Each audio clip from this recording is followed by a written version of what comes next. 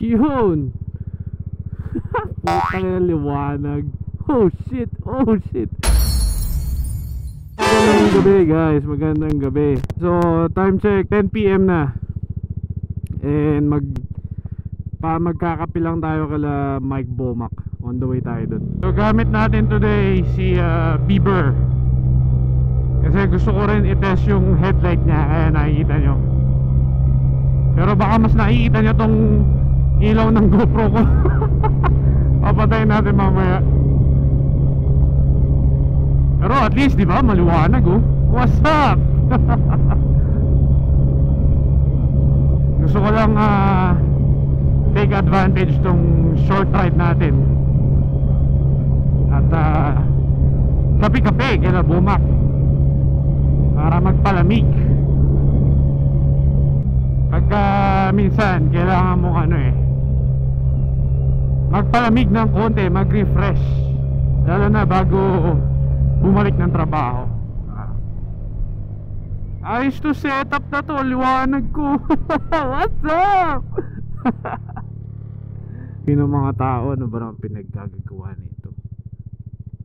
Bakit ba? Huwag kayo. Mag-subscribe na lang kayo, mabuti pa. Liwanag talaga. Patayin nga natin. Yan. O, yan yung difference pagka nakapatay.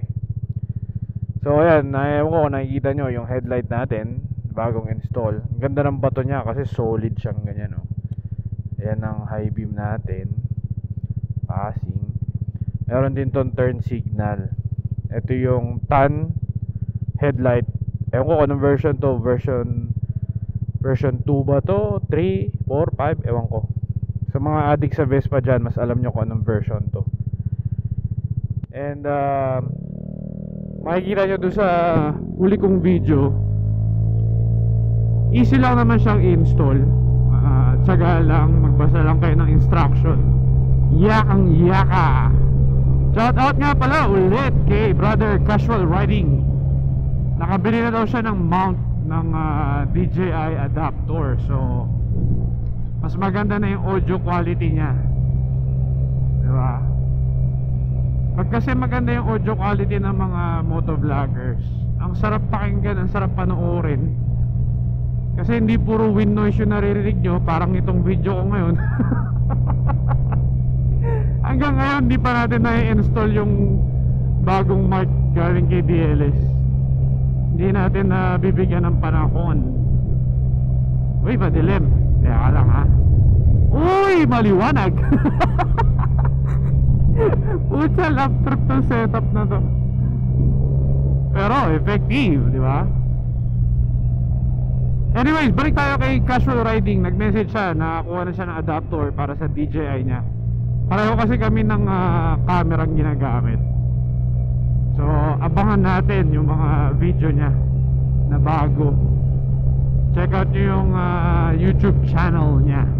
Uy, wala ka sa linya, brother. Kalmahan mo. Naka 150 ako. So kung makikita nyo guys, naka riding jersey tayo galing kay Scoot Puppy. Scoot Puppy. Presko siya oh. Wala akong t-shirt sa loob, kaya masarap siyang isuot. Tagus-tagus ang angin. Angin ng puta. Woo! Nakakawala na naman si Justin Bieber. 5 minutes past. Mga 11 uwi na tayo. Chamba to pag nakita tayo ng pulis. Sigurado itatanong to, what you doing, man? I'm making content for you, sir. Make sure you subscribe. Ayun o, pulis. Speaking. Huwag ka mag-U-turn, diyan ka lang. Backfire na naman to si Justin Bieber natin. Papak. Sabi niya. Uy. Oy, nagpalit nga pala tayo ng levers. Ewan ko kung nakikita niyo yan. Naka-Zillioni na tayo. Zillioni levers. Galing to kay Kuya JR. Kasi hindi nagkasya sa kanyang GTS. Kamusta naman kayo dyan guys? Putang ina, liwanag. Kita-kita tigyawat ko. Yun o. Wak! Nice. So itong camera na to, yung nasa harap natin, yan yung GoPro natin galing kay JM. Binili niya yung media mode eh. So meron siyang kasamang flashlight na ganyan, tsaka yung media mode. I mean creator's pack pala to, creator's pack. So may media mode, meron mga tripod, etc. Tsaka yung ilaw na yan. Ang liit lang ng ilaw na yan, guys. Pag kung alam niyo yung sinasabi kong creator's pack, alam niyo yung size ng ilaw na yan. Napakaliit lang, napaka-compact. Pwede natin siyang i-integrate dito sa DJI natin. Kailangan lang bumili ng ibang casing, yung merong cold shoe na lalagyan. Yun o, putok-putok. Wala this time. Alright. Hindi ko pa na set yung relo. Naka-kilometers pa pala ako, kaya feeling ko ang bilis ko. Kasi 'di ba nung install natin tong headlight, nagbaklas tayo ng speedometer eh. Dinisconnect natin yan eh.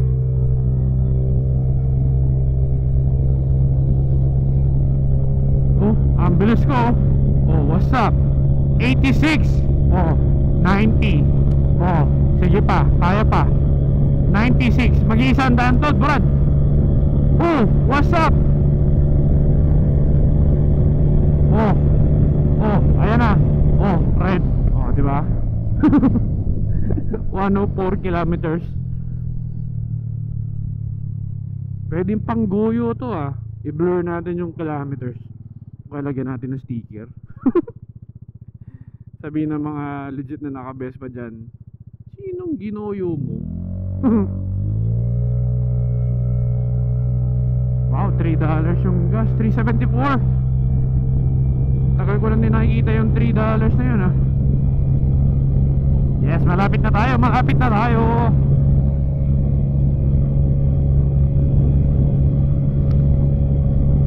Alam mo yung kainit-inita ng panahon pero nagkakape ka pa rin. Sarap kaya nun. Whoop, whoop ah. Alam mo, MotoGP ang dating. Ang lakas na preno ko sa likod, guys. Nagdi-drifting tayo. Kailangan natin ayusin to. Baka saan tayo pulutin. Ayan, may katabi tayong kotse.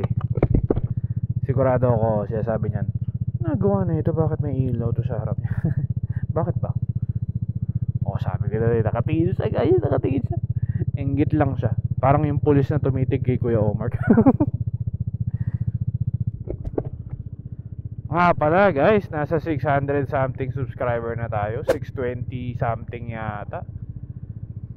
Nakakatuwa, ang bilis nung from nung nag 603 tayo, ang bilis na naging 620 something. Sana effective tong ilaw na to para mas bumilis yung mga subscribers natin dyan, di ba? Sigurado ako may mga gumawa na yan sa Pilipinas. Si ano yata, si Kabalen na ingay naman ito. Sige. Anyways, sasabi ko, yung Kabalen ko na si Reed Motovlog, parang ginawa niya yata dati yan eh. Nung ewan ko, nag-ride pa sila ni Watermax na ano. Sigurado meron na mga kumanang ganyan na Filipino motovlogger, Filipino motovlogger. Alam mo naman mga Pilipino eh, mauutak, magaling dumiskarte. Parang tayo, may diskarte tayong gagawin dito guys. Kasi di pwede mag-ingay dito sa neighborhood ni Bomac. So gagawin natin ganito.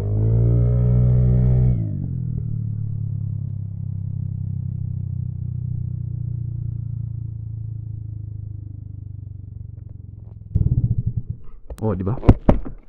Ang galing, di ba? Pinalay na lang natin. Tsaka natin pagulong. Siyempre, kailangan rumispeto sa mga neighbors. Oh, ha? Oh, ha? Oh. Dito na lang natin i-park to. Okay. Bakit ba ako bumubulong? Putang ina. Hindi ako narinig ng kapitbahay na. Right. Let's go. Magipagkape na tayo. Tayo pa talaga nakikipagkape. Samantalang tayo may utang. Oh well, ganyan talaga. Let's go.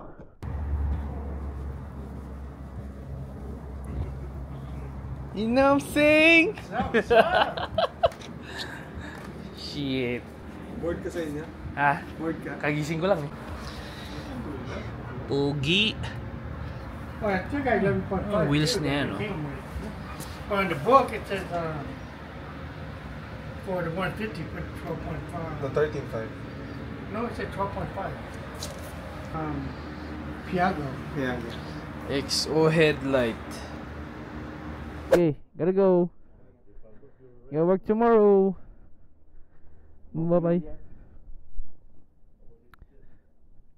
Okay. Tapos na tayo mag-Sprite. Hindi tayo nagkape kasi medyo mainit. So kumuha lang ako ng Sprite dun sa ref nila. Okay. Alis na tayo. Mag-workout tayo saglit kasi kailangan nating itulak itong Justin Bieber. Nakakaya sa neighbors. Ganda ng wheels ng print ni Pogi. Rose gold.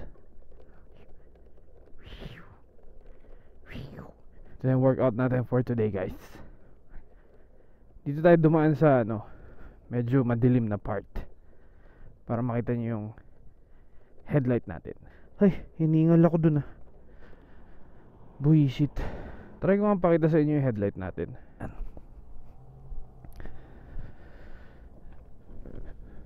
So ayan siya. Hindi ko alam kung makikita nyo. Tapos yung headlight trim natin. Uy, 2 bars na lang. Abot pa to. O nga pala yung in-install nating silent block V2 galing kay Scoot Papi, yung dalawang blue bushing na sinasabi ko. Na-install na natin. Hindi lang ako nakagawa ng video, pero explain ko sa inyo paano sa ibang separate video. Ramdam mo yung epekto, guys, nung pinalitan natin part na yon, lalo na sa corner exit. Yung yung pamukha ng natin, yung nag-right tayo doon. Pagka turn mo tapos ginasan mo siya, planted siya, medyo firm yung motor. Tsaka sa mga ibang fast cornering din siguro, medyo mas ramdam din. Hindi siya parang nag-give. Kasi nung tinanggal namin yung stock na parang bushing, ang lambot talaga niya, guys. Parang yun yung yun yung nag-hold, di ba, sa movement ng engine. Parang motor mount siya, di ba, ng kotse. So ramdam mo siya pagka nagta-turn ka tapos gagasan mo, hindi siya parang lumulubog, stable siya, steady siya. Yun ang benefit niya.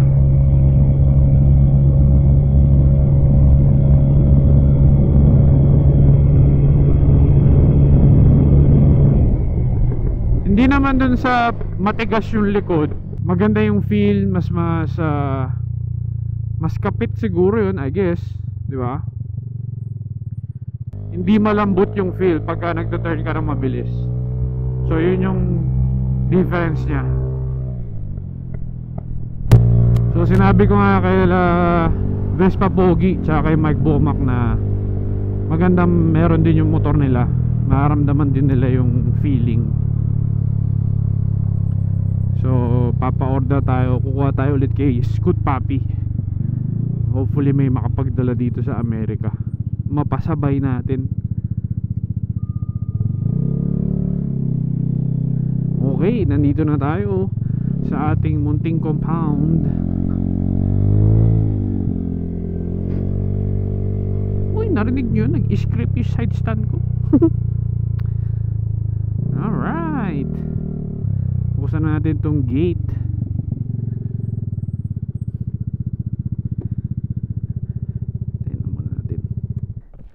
Yun ang tambay natin ngayon, guys. Hopefully nag-enjoy kayo sa short ride natin and short tambay sa bahay ni Mike Bumak. Kaya gusto ko lang ilabas, matesting yung ilaw ni Justin Bieber. Okay, maraming salamat sa panonood. See you on the next one. Peace. Ayos talaga tong ilaw natin, oh. Sobrang liwanag.